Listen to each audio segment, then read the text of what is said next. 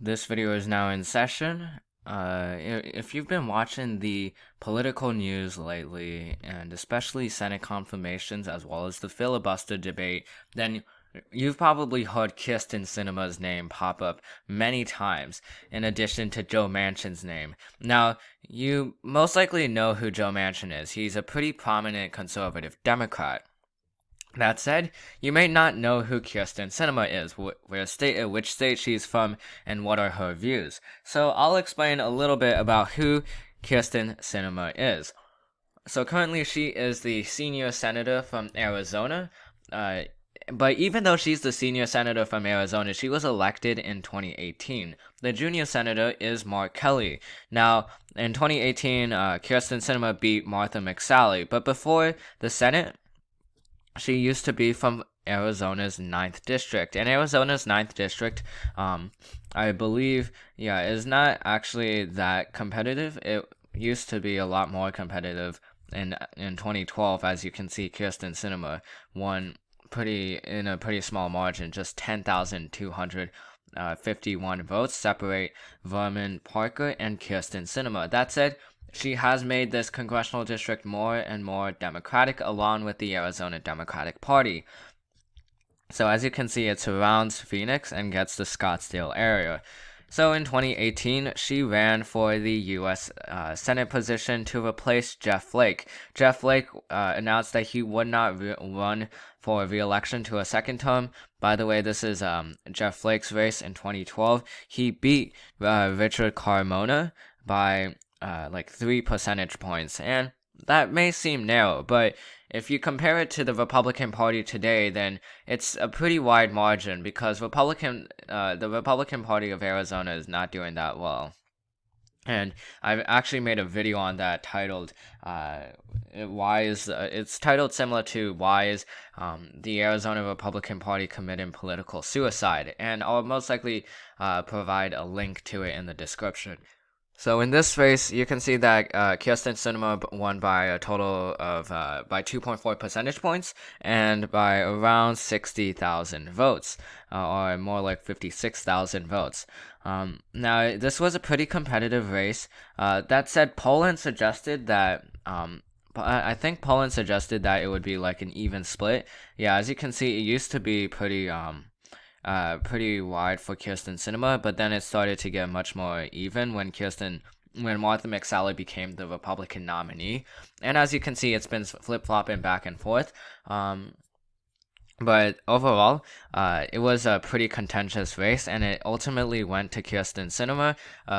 And if you've watched my Senate videos, I guess like prediction videos in 2020, then you probably have heard Martha McSally name pop up in pretty much almost every one of my Senate videos, and that's because Martha McSally is one of the most instrumental, members of the Republican Party in Arizona that brought the Republican Party in Arizona to no Senate seats and a minority in the U.S. House of Representatives. So, as you can see, she won by a total of 1.1 million votes. So, as a result, the current governor of Arizona, Doug Ducey, appointed her to the other seat to replace John McCain, who died unfortunately due to cancer. So Martha McSally, who lost an election, was now the senator from Arizona. And in 2020, she lost that seat too to Mark Kelly, as I mentioned earlier. And the rule for the Senate is that if you've lost once, then you should probably not run again. It's very rare that if you lose once, you're not gonna win that you're gonna win the next time. I mean, we can take a look at Fitzgerald in Wisconsin, or let's see. I mean, just like there are a lot of races to talk about in terms of a former senator trying to run for re-election after they were booted off by the opposition party.